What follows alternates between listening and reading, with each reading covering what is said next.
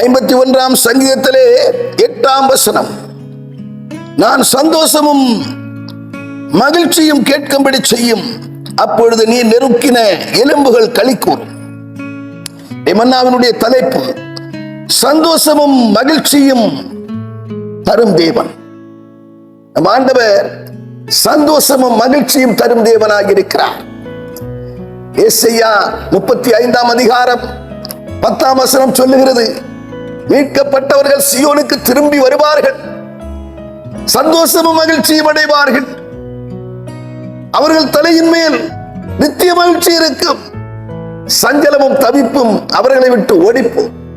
மீட்கப்பட்ட தேவ பிள்ளைகள், இரட்சணியத்தின் சந்தோஷத்தை பெற்றவர்கள், அவர்கள் எப்போதும் சந்தோஷம் உள்ளவர்களாக இருப்பார்கள். அவர்கள் எப்போதும் ஆண்டவருக்குள்ளே களி கூறுகிறவர்களாக இருப்பார்கள். கேட்கிற அருமையான தேவச்சனமே, மீட்கப்பட்ட தேவ பிள்ளைகள், அவர்களுக்குள்ளே இருக்கின்ற அந்த சஞ்சலம் தவிப்பெல்லாம் அவர்களை விட்டு ஓடி போகிறது. அவருடைய பாடுகள், அவருடைய வேதனைகள், அவருடைய புலம்பல்கள், அவருடைய எல்லா பாரங்களும் அவர்களை விட்டு ஓடி போகிறது.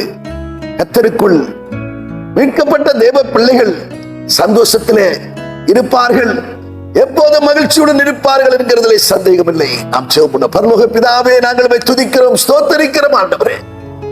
ஆண்டவரே, மீட்கப்பட்ட தேவ பிள்ளைகள் இரட்சணியத்தின் சந்தோஷத்திலே நிலைத்திருப்பார்கள் என்ற வார்த்தையின்படியாக சந்தோஷத்திலே நாங்கள் இன்றும் ஆண்டவரே நிலைத்திருக்க எங்களுக்கு பெரிது செய்வீராக. இரட்சிப்பை இழந்து போகாதபடிக்கு நாங்கள் காத்துக்கொள்ளவும் செய்வீராக.